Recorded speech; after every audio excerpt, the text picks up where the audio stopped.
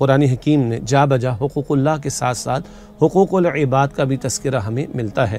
قرآن حکیم میں صلہ رحمی کے حوالے سے بار بار رہنمائی عطا کی گئی، یعنی اپنے قریبی رشتہ داروں، خونی رشتہ داروں کے ساتھ بھلا سلوک کرنا، رحمی رشتہ داروں کا حق ادا کرنا۔ قرآن کریم میں سورہ نساء کی پہلی آیت ہے جس کو نبی اکرم صلی اللہ علیہ وسلم خطبہ نکاح کے موقع پر بھی تلاوت فرماتے تھے۔ اس کے آخری حصے میں اللہ تعالیٰ نے فرمایا وَاتَّقُوا اللَّهَ الَّذِي تَسَاءَلُونَ بِهِ وَالْأَرْحَامَ، اور اللہ تعالیٰ کا تقوی اختیار کرو جس کا نام لے کر تم سوال کرتے ہو، حق مانگتے ہو، والارحام، اور رحمی رشتوں کا خیال رکھو، ان اللہ کان علیکم رقیبا، بے شک اللہ تم پر رقیب نگہبان ہے۔ یہ بڑا پیارا جملہ ہے، بڑا اہم جملہ ہے، اللہ تم پر نگہبان ہے۔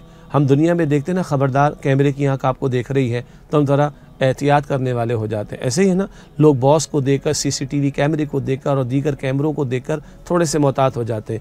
ہم کیا بھول گئے کہ اللہ تعالیٰ ہمیں ہر آن دیکھ رہا ہے، ہر وقت دیکھ رہا ہے؟ توجہ طلب بات ہے۔ اس آیت کریمہ کے اس حصے میں جس کا حصہ تلاوت کیا گیا والارحام کے الفاظ ہے، رحمی رشتوں کا لحاظ رکھو۔ ایک حدیث مبارک ہے بخاری شریف میں، حدیث قدسی ہے، اللہ تعالیٰ فرماتا ہے یہ رحم کا لفظ رحمان کے لفظ سے بنا ہے، رحم کا لفظ رحمان کے لفظ سے بنا ہے۔ اللہ تعالیٰ ارشاد فرماتا ہے کہ جو اسے جوڑے گا میں بھی اس کو جوڑوں گا، اور جو اس کو توڑے گا میں بھی اسے توڑ کر رکھ دوں گا۔ یعنی رحمی رشتوں کو قائم کر کے اور ان کا حق ادا کر کے ہم اللہ کی رحمت کا حصول کر سکتے ہیں، اور رحمی رشتوں کو کاٹ کر، رشتہ داری کو کاٹ کر، قطع تعلقی کر کے ہم گویا کہ اللہ تعالیٰ کی رحمت سے اپنے آپ کو محروم کر دیں گے۔ اس قدر یہ اہم بات ہے۔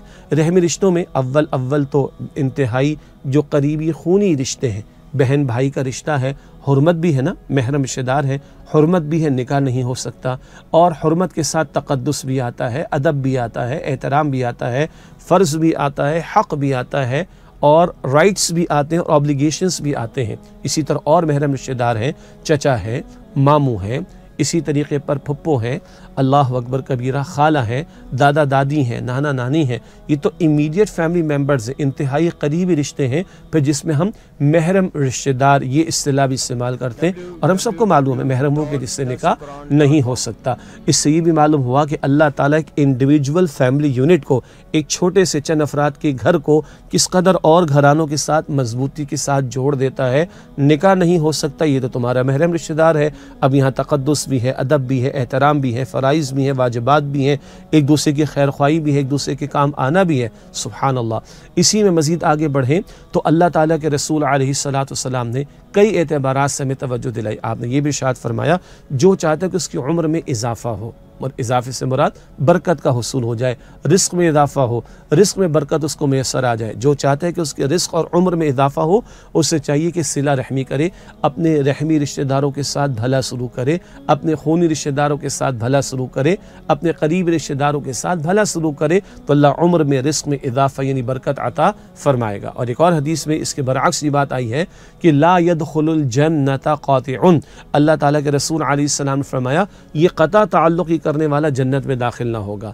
کہاں دین کی پیاری تعلیمات ہیں اور کہاں ہمارے معروف جملے ہیں کہ 5 سال سے بھائی سے بات نہیں کی، انا للہ و انا الیہ راجعون، 3 سال سے بہن سے بات نہیں کی، انا للہ و انا الیہ راجعون، فلاں موقع پر انہوں نے یہ کیا تھا، ہمارے گھر میں انہوں نے 5 برس سے قدم نہیں رکھا، ہماری ان کی اوقات کیا، ان کی حیثیت کیا ہے، ہمارے گھر میں قدم بھی نہ رکھیں۔ کہاں یہ بے باکی والے جملے مسلمانوں کی زبانوں پر، اور کہاں اللہ کے پیغمبر علیہ السلام فرماتے ہیں تمہارے عمر میں اور رزق میں اضافہ صلہ رحمی کی بدولت، اور تمہارے لیے یہ بتایا جا رہا ہے قطع تعلقی کرو گے تو جنت میں داخلہ نہیں ملے گا۔ اللہ اکبر کبیرہ۔ خدارہ اللہ کی رحمت کو متوجہ کرنا چاہتے ہیں، ان رشتوں کو جوڑنا بھی ہے، اور یہ لوگ کہتے ہیں نا جی وہ اچھا سلوک کریں گے تو ہم بھی اچھا سلوک کریں گے، یہ کوئی سلوک نہیں ہے۔ حضور نے فرمایا صلی اللہ علیہ وسلم یہ تو برابری ہے، اس نے کیا تو ہم نے بھی کیا، کمال کی کیا بات ہے۔ فرمایا حسن سلوک تو یہ ہے، صلہ رحمی تو یہ ہے، وہ کٹ رہا ہے، وہ رشتہ کاٹ رہا ہے اور تم جڑتے ہو، اس کے ساتھ بھلا سلوک کرتے ہو۔ اللہ تعالیٰ ہمیں جڑنے والا اور جوڑنے والا بننے کی توفیق عطا فرمائے، تبھی یہ معاشرے خوبصورت معاشرے ہوں گے۔ اللہ کے دین کے تقاضے ہیں صلہ رحمی کرنا اور قطع تعلق سے اپنے آپ کو بچانا۔ اللہ تعالیٰ ان رشتوں کو جوڑنے اور ان کے حقوق کو ادا کرنے کی ہم سب کو توفیق عطا فرمائے، آمین یا رب العالمین۔ وآخر دعوانا ان الحمد للہ رب العالمین، والسلام علیکم ورحمۃ اللہ وبرکاتہ۔